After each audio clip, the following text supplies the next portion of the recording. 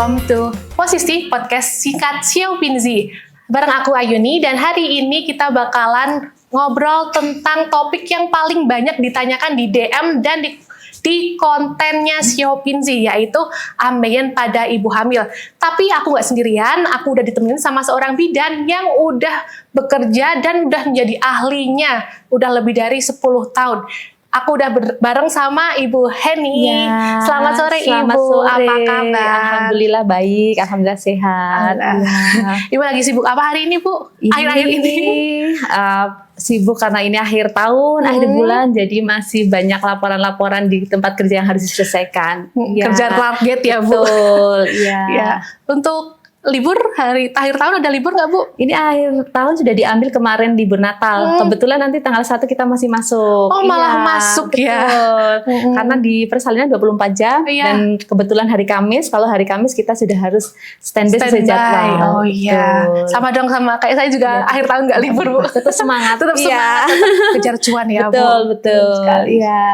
Hari ini nih kita bakalan ngobrolin Ibu, karena ibunya mungkin udah sering menghadapi orang-orang, karena ibunya seorang bidan, pasti kan Ibu bakalan atau seringlah menghadapi orang-orang yang mengalami masalah ini ya, Bu.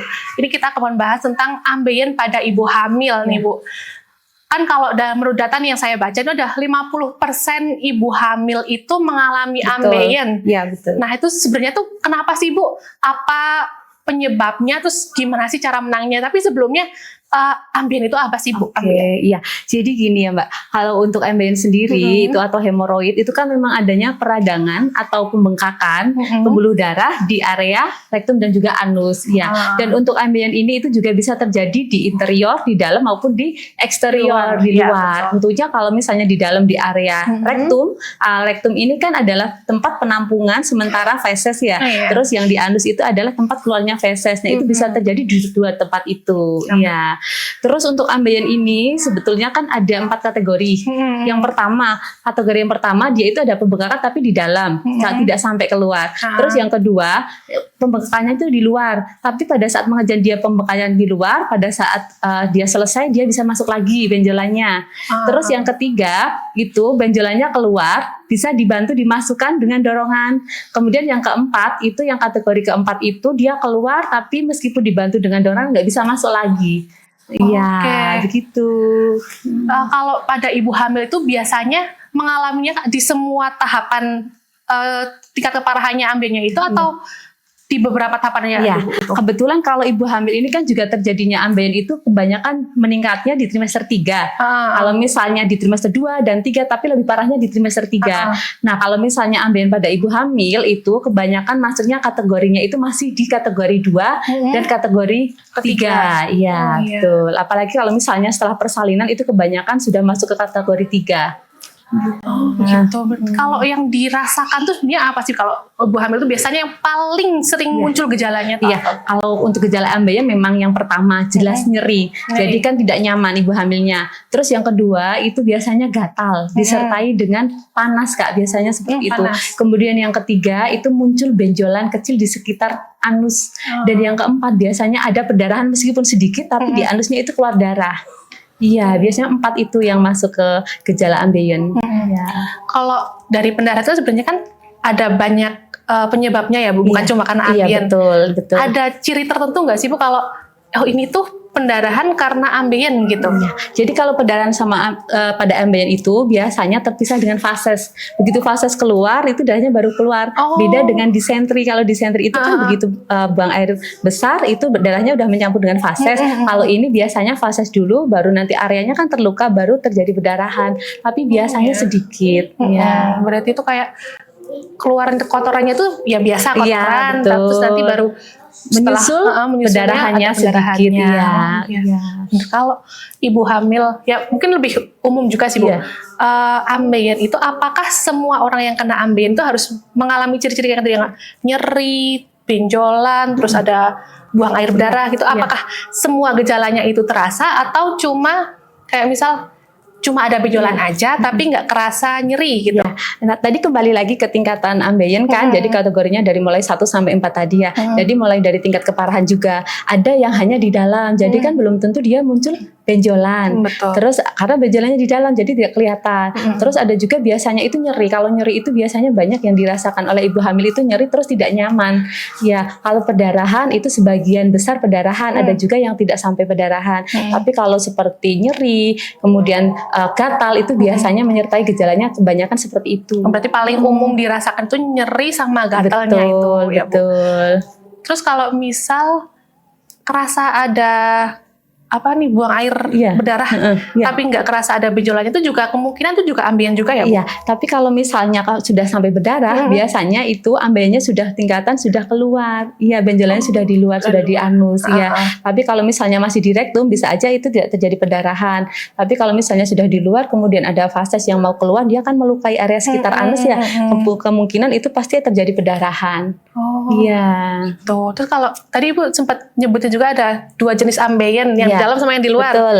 Itu perbedaannya apa Bu antara yang dalam? Kalau misalnya yang di interior, di dalam itu kan tadi seperti saya sampaikan ya. Jadi di area rektumnya, di area penyimpanan feses sementara. Tapi kalau misalnya yang di luar, eksterior itu jelas di anusnya. Jadi mulai benjolannya sudah keluar ke anus. Begitu iya. Gitu ya. Iya, bedanya cuma di rektum dan juga di luarnya. anus. Iya, betul. Itu kalau istilahnya apa ya? Rasa sakitnya itu sebenarnya sama atau enggak sih Bu? Kalau rasa sakitnya semakin kategorinya semakin tingkatan tinggi ya, seperti di misalnya sudah kategori 3, kategori 4 itu sakitnya pasti luar biasa. Ya, karena kalau misalnya yang kategori 4 pun itu paling enggak sudah harus konsultasi dengan dokter dan dilakukan tindakan.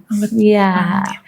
Ya, jadi kalau ambeien itu karena ada 4, sebenarnya penanganannya juga beda-beda ya Bu? Betul. Itu kalau ambeien itu sebenarnya penyebabnya apa sih? Iya. Apa sih yang bikin orang ambeien? Apalagi pada ibu hamil gitu. Apa yang karena itu tadi datanya kan ternyata tinggi banget ya yang kena ambeien. Terus kok bisa pada ibu hamil itu jadi lebih rawan kena ambeien gitu? Jadi yang pertama kalau misalnya ibu hamil, yang pertama itu kan memang adanya penekanan rahim, pembesaran rahim yang menekan pembuluh darah di panggul sehingga aliran darahnya itu susah untuk kembali lagi ya, jadi menumpuk di situ. Kemudian yang kedua dari faktor hormonal. Jelas kan pada ibu hamil itu kan terjadi peningkatan hormon progesteron yang mana hormon progesteron ini itu merelaksasi otot sehingga usus itu untuk dilatasinya itu kan menjadi lebih lambat. Jadi usus makin relaksasi, pergerakannya menjadi lebih lambat sehingga terjadi konstipasi. Kemudian yang ketiga bisa saja karena kalau ibu hamil itu kurang makan makanan yang seratnya tinggi, kemudian asupan cairannya juga kurang. Nah, apalagi kalau misalnya ke ibu menyusui juga untuk ibu menyusui di sini, ibu menyusui kan setelah melahirkan pasti kan masih ada trauma dari proses hemoroid pada saat kehamilan. Nah, apalagi kalau misalnya ibu menyusui setelah bersalin itu kan ada tekanan pada saat dia mengejan sehingga bisa memperparah hemoroid pada ibu menyusui karena sudah bawaan dari ibu hamil. Sudah ibu hamil ditambah dengan dia persalinan, adanya tekanan pada saat mengejan. Nah, itu semakin parah. Iya, betul. Apalagi kalau misalnya ibu menyusui di sini juga bisa karena faktor dehidrasi. Dia akan menyusu, otomatis kalau asupannya cairannya tidak banyak, dia menjadi dehidrasi sehingga fases yang ada di dalam rektum usus itu menjadi keras sehingga ada tekanan itu bisa menyebabkan hemoroid juga. Berarti itu sebenarnya hal yang normal ya Bu. Kalau orang hamil itu kena ambeien itu sebenarnya normal ya karena ada tadi kenaikan hormon progesteronnya itu. Nah, mengenai hormon progesteron kan itu ada di dalam tubuh ya Bu. Ibaratnya kita nggak bisa ngatur. Nah, itu kira-kira bisa nggak sih kita istilahnya ngatur si hormonnya itu biar nggak jadi bikin itu kembali lagi Kak. Jadi gini, kalau misalnya kita harus bisa bagaimana sih agar ototnya itu tidak bisa dilatasi, maksudnya itu ototnya tidak pergerakannya itu tidak menjadi lambat ya. Kan itu sudah fisiologis. Terus bagaimana? Berarti kita harus memperbaiki asupan kita agar seratnya lebih banyak, jadi fasesnya tidak keras, jadi ususnya itu tidak kesusahan. Nah, tapi kalau misalnya kita tidak bisa mengatur pola makan, kemudian asupan cairan yang masuk, itu sudah fase dilatasi, ototnya melambat, apalagi fasesnya kering, itu terjadi konstipasi pasti ya. Itu segini Bu, kalau misal tadi kan harus memenuhi kebutuhan serat ya. Sementara kalau ibu hamil itu, terutama di awal-awal kehamilan itu sering banget. Saya sih belum pernah hamil ya Bu. Tapi kalau misal dari info-info yang saya dapatkan dari teman-teman saya gitu, kayak kalau di awal-awal kehamilan di trimester awal gitu, pada makan nggak enak, makan muntah, bahkan kadang ada yang minum air putih aja tuh keluar gitu. Nah, itu iya. gimana Bu? Iya, jadi kalau misalnya ambeien ini kan kembali lagi ya, dia itu bawaan sebelum hamil atau dia ada pada saat sudah hamil. Kalau misalnya di trimester 1 sudah ambeien, kemungkinan kan dia sudah ada sebelumnya. Sebelumnya memang sudah ada bakat ambeien. Apalagi nanti di trimester 1 asupannya nggak bisa maksimal, makan muntah, minum juga muntah, banyak ya memang pasien seperti itu. Tapi kita tetap harus masuk paling tidak buah. Kalau buah itu kan mengurangi mual juga bisa masuk. Paling nggak buah asupannya yang serat tinggi boleh, apel itu kan juga mengurangi mual. Kemudian kalau bisa pepaya itu juga bisa. Nah, asupannya cairan mau tidak mau tetap harus melawan. Paling tidak saya harus ada target sehari minum berapa gelas harus masuk. Meskipun muntah lagi karena kalau kita tidak seimbang antara cairan yang masuk, serat yang masuk, nanti pada saat trimester 1 itu ambeiennya semakin parah. Betul. Nah, kalau misalnya ibu hamil trimester 1 yang paling utama pokoknya itu makan sedikit tapi sering. Berarti kita makan sedikit tapi sering berarti makannya paling enggak diarahkan ke yang banyak seratnya. Iya. Meskipun lihat makanan ya udah kadang-kadang kan banyak ibu hamil ya. Lihat itu udah mual. Lihat ini udah mual, minum mual. Lihat nasi udah mual, tapi bagaimanapun di trimester 1 tetap harus dimaksimalkan. Cairan harus masuk agar tidak dehidrasi. Nanti kalau misalnya sampai dehidrasi, dia lebih parah ambeiennya, lebih fatal. Iya. Terus ini Bu, kalau orang normal itu kan biasanya ada teori lah, itu yang mengatakan kalau misal orang normal itu kebutuhan airnya itu sekitar 1,5 sampai 2 liter per hari. Betul. Nah, kalau pada ibu hamil itu karena tadi ada pengaruh si hormonnya itu, apakah jumlah kebutuhan airnya naik atau tetap segitu Bu? Betul. Kalau ibu hamil baik dari cairan maupun kebutuhan dari karbohidrat, protein itu harus paling tidak 2 sampai 3 kali lipat.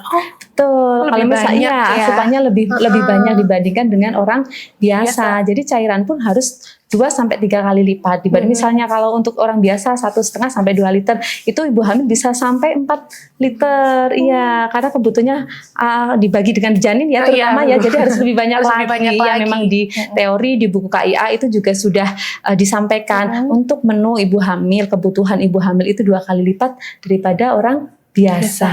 Ya, terus kalau misal tadi tuh kan sering mual padahal harus sering makan gitu. Itu buat mengantisipasinya atau buat menangannya biar katanya nggak gampang mual terus kebutuhan seratnya tuh bisa terpenuhi itu gimana Bu? Kembali lagi kalau misalnya di hamil trimester 1 itu kan fisiologis ya Mbak. Jadi fisiologis kalau trimester 1 0 sampai 13 minggu bahkan sampai 16 minggu berarti kan 4 bulan kehamilan ya. Itu biasanya memang hormon HCG kan meningkat. Hormon HCG meningkat ini mempengaruhi bisa menyebabkan ibu mual muntah berlebih. Nah, untuk mencegahnya kalau memang kita untuk mencegah untuk sama sekali hilang nggak bisa karena itu udah fisiologis, sudah fisiologis dari dalam tubuh. Orang hamil dari 10 ibu hamil kadang hanya 1 yang nggak mual muntah, yang 9 itu mual muntah, itu sudah fisiologis. Tapi kalau untuk mencegahnya kita bisanya mengurangi agar tidak begitu mual muntah, begitu bangun tidur paling tidak minum teh hangat. Kemudian tadi juga sedikit-sedikit harus masuk asupannya, cemil sedikit harus masuk. Tapi kalau menghilangkan sama sekali itu tidak bisa. Tidak bisa ya, karena memang sudah hormonnya. Nanti kan kalau di usia 4 bulan atau 16 minggu biasanya nanti hormon HCG-nya sudah turun, berarti kemungkinan untuk mual muntahnya sudah berkurang. Tapi yang penting asupannya harus masuk sedikit-sedikit walaupun cuma dikit ya. Betul. Kalau makanannya Bu, kayak misal tadi kan ada orang yang misal lihat sayuran aja nggak suka, mual gitu. Apa bisa diganti dengan yang lain, misal karena ada suplemen-suplemen yang serat atau misal makanan-makanan serat lainnya kayak misal jelly atau apa itu bisa nggak Bu? Itu bisa, tapi kan tidak terus yang zat kimianya banyak, apalagi kan pada ibu hamil fisiologis itu kan kalau bisa menghindari zat pengawet, zat kimia kan, jadi harus yang alami. Nah itu sesekali boleh, misalnya ibu hamil mual bisa masuk susu yang buat emesis itu boleh, ya. Tapi kalau misalnya untuk yang ibu mual itu, kalau lebih banyak dianjurkan seperti biskuit, itu kan juga mengurangi mual, terus mengurangi makanan yang gorengan, itu juga kan mengurangi santan, itu kan juga memicu buat mual tentunya. Tapi paling tidak ibu hamil harus memaksimalkan paling nggak sedikit-sedikit tetap harus masuk, entah itu biskuit, entah itu susu emesis, entah itu air putih, itu tetap harus masuk. Harus masuk ya. Iya. Buat mengantisipasi kekurangan seratnya itu ya. Betul, iya. Sayur juga harus masuk sebetulnya. Paling tidak ini ada sayur kan macam-macam ya, mungkin ada bayam, ada lainnya. Oh, yang kira-kira suka mana sih? Nggak mungkin semuanya nggak suka. Ya bisa dibikin sup. Biasanya kan kalau sup kan nggak begitu bikin. Betul sekali. Berarti dipilih menu yang kiranya tuh paling menarik lah ya selama hamil itu. Betul. Menu apa yang paling menarik ya itu dimakan gitu ya Bu. Terus ini Bu, kalau ambeien pada ibu hamil itu sebenarnya berpengaruh nggak sih sama proses kehamilannya itu? Oh iya, jadi gini, kalau misalnya ambeien ini itu kan bukan suatu yang mengancam jiwa ya, bukan kasus yang mengancam jiwa, tapi dia kan suatu ketidaknyamanan. Nah, kalau misalnya ibu sudah hemoroid, ambeien di kategori yang udah tinggi, kemudian tidak nyaman, otomatis dia larinya ke stres, karena dia kan rasa nggak nyaman. Sedangkan ibu hamil kalau misalnya untuk konsumsi obat nyeri itu kan dikurangi ya, untungnya nggak boleh terlalu sering kan. Nah, kalau misalnya dia ketidaknyamanan pada dia terus dia stres, nanti larinya ke janinnya. Kalau ibunya stres, otomatis janinnya juga ikut stres. Nah, itu yang dikhawatirkan. Jadi tidak terus mengancam jiwa. Nah, tapi ini kaitannya ketidaknyamanan ibu nanti ke bayi, jadi bayinya juga ikut stres. Iya.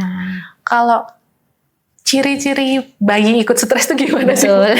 Kalau misalnya bayi ikut stres, yang pertama itu kan memang dari hasil pemeriksaan. Kalau misalnya kita kan juga perlu mengetahui ya bahwa kesehatan ibu hamil, kehamilan yang sehat itu kan dari 3 faktor. Berarti dia itu harus sehat, satu dari fisik, jelas ya, dari fisik itu dari pemeriksaan fisiknya.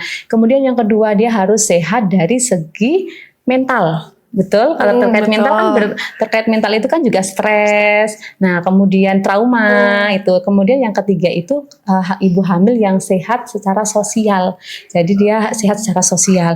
Misalnya bersosial dengan tetangga bagus, dengan keluarga juga bagus. Nah, kalau misalnya yang mental ya, yang stres ini kita bisa tahu kalau misalnya bayi dicek. Jadi kalau bayi itu ada pemeriksaan, namanya detak jantung bayi, DJJ kalau misalnya di kebidanan. Kalau misalnya kita cek di situ hasilnya kurang dari 120 atau lebih dari 160 kali per menit, dia sudah masuk kategori distress. Ya, kita tahunya kalau dari hasil pemeriksaan si ibu stres, bayinya dicek ternyata detak jantungnya tidak normal, berarti dia sudah masuk kategori distress. Betul. Berarti itu kalau ambien itu sebenarnya nanti ngarahnya ke fisiologis, psikologisnya. Betul, karena ketidaknyamanan itu. Berarti kan orang-orang biasa aja mengalami ambien sakit aja pusing gitu kan. Apalagi kalau ibu hamil udah, ibaratnya ibu hamil udah nanggung hamilnya juga nggak nyaman, ditambah ambeiennya nggak nyaman. Tapi ini Bu, ada juga bilang katanya kalau misal ibu hamil punya ambeien itu nanti nggak bisa lahiran normal. Itu benar nggak sih Bu? Sebenarnya itu mitos atau fakta ya? Ya, mitos atau fakta. Sebenarnya gini Kak, kalau misalnya itu masuk juga ke mitos juga ya. Sebenarnya kalau ibu yang ambeien itu kebanyakan masih bisa persalinan secara fisiologi, secara normal. Kecuali yang memang ambeiennya sudah tingkat parah. Tapi selama ini untuk ibu-ibu hamil yang ambeien itu masih bisa persalinan secara normal, hanya saja itu nanti memperparah setelah bersalin. Kalau misalnya mengejannya terlalu lama, kan kalau misalnya proses persalinan itu ada yang mengejannya cepat, ada yang lama. Kalau misalnya hamil kedua, hamil ketiga kemungkinan cepat ya. Kalau yang kemungkinan hamil pertama kadang-kadang kan lama, bisa sampai 30 menit dipimpin persalinan baru keluar. Ada yang sampai 1 jam lah. Sekarang kita bayangkan ada ambeien dengan mengejan 1 jam itu memperparah. Ya, cuman kan nanti kita lihat tingkat keparahan ambeien. Tapi selama ini masih bisa persalinan normal, meskipun nanti kadang ada perdarahan di anusnya, area betul, ambiennya karena dari faktor mengejan ibunya tadi. Tekanannya terlalu kuat itu ya Bu. Iya. Berarti ambien tuh sebenarnya nggak masalah ya kalau misalnya nanti punya ambien terus mau lahiran normal ya. Nah, banyak banget ibu di komen-komen kontennya Shopinzi itu banyak banget. Aku takut punya ambien, bentar lagi mau lahiran, gimana dong gitu. Pada takut jadinya paranoid sendiri ya Bu. Betul. Sebetulnya kan itu cemas ya. Kembali lagi kalau cemas itu kan kembali ke kesehatannya, kesehat mentalnya kurang ya, karena kita was-was, takutnya nanti nggak bisa persalinan normal. Tidak, asalkan masih yang bukan parah ya, yang bukan ambien yang parah, selama ini insya Allah masih bisa persalinan normal. Iya. Ya, terus ini juga Bu, katanya kalau misal orang yang munculnya ambeien itu ketika hamil, nanti setelah hamil bisa hilang lagi ambeiennya, itu benar atau enggak? Oh iya, jadi gini, kalau misalnya pada saat hamil, kalau memang dia dari segi serat sudah terpenuhi misalnya, terus kemudian dia kan dari faktor mungkin dari hormonnya, kemudian dari tadi tekanan rahim yang membesar ya. Nah itu kalau misalnya sudah melahirkan, itu ada juga yang bisa sembuh 2-3 minggu setelah melahirkan. Tapi ada juga yang setelah melahirkan ternyata semakin parah juga ada, karena tidak bisa mengatur tadi. Oh iya, keseimbangan seratnya nggak maksimal, cairannya nggak maksimal, itu tidak bisa kembali 2 minggu. Iya. Berarti intinya tuh kita harus menjaga asupan seratnya kita ya Bu. Cairan juga, cairannya juga ya. Terus kalau cairan itu Bu, kan kalau ibu hamil juga ada yang susu gitu kan Bu. Itu masuk ke dalam hitungan kebutuhan cairan tubuh atau enggak sih itu Bu? Iya, kalau misalnya susu kan juga kandungannya di situ kan ada cairannya juga, itu juga masuk. Tapi kan kalau ibu hamil biasanya konsumsi susu itu kan 1 hari paling 2 gelas.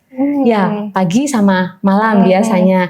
Nah itu kan tetap masih kurang ya, paling nggak tetap kita harus diimbangi dengan air putih. Nah kalau misalnya kita sama teh gitu, kalau teh kan nanti kan takutnya menyerap zat besi yang dalam tubuh, sel darah merah kan. Nah itu kan juga bisa anemia juga bisa. Jadi kita anjurkannya memang kalau misalnya tidak konsumsi susu itu pakai air putih. Kalau misalnya nggak ada mah kita bisa pakai air jeruk, itu lebih bagus untuk penyerapannya. Tuh vitamin C, air jeruk kan juga bagus. Iya, vitamin C. Terus berarti itu sebenarnya ibu hamil itu nggak usah khawatir ya Bu, kalau mau lahiran normal itu aman aja selama emang itu ambeiennya belum yang segitu parahnya gitu. Terus gini Bu, kan tadi kita harus jaga serat lah biar nanti ambien itu gak semakin parah, kita hanya bisa lahiran normal gitu. Terus gimana sih Bu buat menjaga selain menjaga konsumsi serat kita, konsumsi cairan kita, buat mempertahankan ibaratnya biar si ambien ini nggak semakin parah. Itu apa yang harus dilakukan? Yang kaitannya itu yang pertama itu kan paling tidak jangan menahan BAB. Nah, jangan menahan BAB, terus jangan mengejan terlalu sering. Iya, jangan mengejan terlalu sering. Kalau misalnya sudah menahan BAB, kemudian pada saat BAB mengejan terlalu keras kan juga itu memperburuk ya. Kemudian yang kedua itu juga bisa jangan terlalu banyak duduk. Jangan terlalu banyak berdiri. Nah, penanganannya juga bisa pakai sisbed ya, itu seperti rendam bokong. Itu juga bisa dilakukan 10 menit dengan air hangat. Bisa juga pakai kompres dingin lokal. Itu juga bisa Mbak. Jadi misalnya dikompres pakai air dingin di area lokalnya itu pakai es. Nah, itu bisa. Terus kalau misalnya membersihkan di area ambeiennya itu menggunakan tisu basah bisa ya, itu bersihkan, atau pakai tisu yang sudah dikasih air dibersihkan, itu juga bisa. Jadi tidak melukai area anus yang ambeien itu. Ya. Ini Bu, saya pernah ngobrol sama seorang yang punya ambeien setelah melahirkan. Terus dia tuh buat istilahnya pertolongan pertamanya buat ambeiennya itu sisbed pakai air sirih. Itu bisa nggak Bu turunnya? Baik atau enggak? Sebenarnya gini juga, kalau misalnya air sirih kan kembalinya ke herbal ya. Kalau ke herbal asal air sirihnya itu sudah dibersihkan, sirihnya sudah dibersihkan, sudah dicuci bersih, kemudian otomatis sudah dimasak sampai dengan maksimal, maksudnya sudah sampai dengan mendidih, itu aman, boleh. Tapi kalau misalnya mau pakai air rendaman yang khusus air aja hangat juga tidak masalah. Yang penting tadi sirihnya kondisinya bersih dan juga sudah kan sekarang masyarakat kita juga banyak ya yang menggunakan air sirih, tapi kalau misalnya air sirih yang belum dicuci terus misalnya cuma dicampur aja nggak sampai mendidih, ya itu jangan. Itu lebih baik hindari ya. Betul. Terus kalau air garam Bu, itu juga gimana kalau air garam? Kalau air garam ini sebenarnya yang direkomendasikan itu untuk air hangat aja ya Kak. Iya, kalau misalnya air garam itu kan biasanya kalau misalnya ambien itu kan ada luka ya. Ada. Nanti kalau dikasih air garam semakin perih, betul. Malah sebaiknya tuh air hangat aja. Betul, nanti ibunya malah semakin gak nyaman. Betul. Terus kalau ambien pada ibu hamil itu harus dioperasi nggak sih Bu itu? Tadi kalau misalnya ambien itu tergantung kategori lagi ya Kak. Kalau misalnya baru kategori 1, kategori 2, kategori 3 enggak. Itu kan biasanya penanganannya juga sebenarnya kan seperti tadi yang saya sampaikan, itu juga bisa ada penanganan memakai penggunaan salep topikal, itu juga dianjurkan kalau misalnya ibu hamil. Nah, kalau misalnya untuk operasi kita lihat kategorinya. Kalau belum terlalu parah tingkatannya biasanya tidak. Tapi kalau memang sudah terlalu parah yang dari diagnosa dokter kok ini kategorinya memang sudah sangat parah, biasanya nanti harus dianjurkan operasi. Itu kalau udah parah banget. Betul, iya. Jadi tadi sebenarnya ibu juga sempat menyampaikan kalau untuk ibu hamil kan emang dibatasi untuk penggunaan obat yang konsumsi. Betul, ya. Itu iya. alasannya kenapa sih, Bu? Nah, kalau misalnya obat-obatan yang masuk itu kan bisa aja nanti mempengaruhi kesejahteraan janin juga. Jadi ada obat tertentu yang memang tidak dianjurkan untuk ibu hamil. Karena apa? Nanti takutnya mempengaruhi janin bisa cacat dan sebagainya. Jadi kalau misalnya ibu hamil, kalau misalnya seperti Ambien tadi, memang dianjurkan yang dipakai di area luar. Di luar aja. Ya. Pakainya yang salep-salepan, Betul, gitu, minyak iya, gitu ya, Bu. betul, iya. Oke. Terus kalau selain pakai misal tadi perawatan yang topikal itu, ada yang perlu dihindari gitu nggak, Bu? Kalau misalnya untuk ibu hamil ya, yang tadi saya sampaikan juga, pokoknya kalau misalnya ibu hamil jangan terlalu banyak duduk, terus jangan terlalu banyak berdiri. Banyak berdiri juga iya, ya, juga. Terus diusahakan istirahatnya cukup, itu juga mempengaruhi, dan juga harus paling tidak dia itu bisa olahraga ringan. Nah, seperti itu. Olahraga ringannya tuh apa aja? Nah, kalau misalnya ibu hamil, ini kan kita kan biasanya merekomendasikan buat senam ibu hamil ya. Kita bisa ambil satu dari yoga, kan juga bisa. Kemudian senam ibu hamil sesuai trimesternya juga bisa. Jadi itu kan juga mempengaruhi sirkulasi yang dalam tubuh kan, termasuk seperti ke hormon tadi yang progesteron juga. Kalau misalnya kita bisa menyeimbangkan ya agar hormonnya tidak begitu naik kan, jadi bisa dengan olahraga ringan itu juga bisa. Iya. Kalau misal olahraganya tuh jalan tuh masuk olahraga jalan-jalan keliling gitu. Kalau misalnya jalan bisa, tapi kan jangan terlalu ini, jalannya itu jangan yang seperti orang yang lari atau apa itu enggak, cukup jalannya itu jalan ringan aja. Jalan ringan aja ya. Nah, soalnya kan kalau saya lihat tuh di alun-alun tuh biasanya ibu-ibu hamil sama pasangannya pada muter-muter. Kalau seperti di alun-alun kan jalan santai ya, itu nggak apa-apa, nggak masalah. Betul. Kecuali sampai lari-lari itu yang nggak diperbolehkan. Kalau jalan santai boleh. Yang penting pada saat dia sudah merasa cukup, udah cukup ya sudah berhenti daripada nanti semakin lelah. Iya. Kalau di puskesmas itu misal Bu, itu sebenarnya ada programnya sendiri nggak sih, kayak misal ibu hamil ya misal senam atau program apa selama kehamilan itu yang bisa untuk mencegah si ambeien itu? Iya. Kita ada program setiap bulan 1 kali. Kebetulan untuk programnya itu kita kan dari anggaran desa ya, itu ada kelas ibu hamil. Jadi pertemuannya 1 bulan sekali. Nah, dalam kelas ibu hamil itu biasanya kita memberikan edukasi terkait dengan kehamilan, dengan persalinan, nifas, kemudian perawatan BBL dan juga perawatan bayi. Nah, pada saat kita membahas tentang tema kehamilan, biasanya kita memasukkan tema di situ tentang ketidaknyamanan pada ibu hamil. Otomatis nanti muncul juga, karena di trimester 2 dan trimester 3 biasanya muncul ketidaknyamanan seperti hemoroid. Iya, betul. Kalau ibu sendiri selama menjadi bidan nih, tadi sempat cerita ya Bu di belakang, udah sampai 15 tahun jadi bidan. Itu menjumpai ibu hamil yang kena ambeien itu udah banyak Bu? Banyak. Kebetulan kan kalau misalnya kita di puskesmas itu kan juga sering ada kasus-kasus ambeien, itu banyak paling tidak tuh kalau misalnya seperti yang tadi disampaikan seperti penelitian tadi ya, populasi itu hampir 25-30% kejadian ambeien, betul. Ini agak jauh nih Bu. Agak jauh. Oke. Peran pasangan Bu dalam kehamilan, terutama pada ibu hamil yang kena ambeien itu gimana sih Bu? Iya, yang pertama kalau misalnya untuk peran suami jelas dukungan ya, dukungan.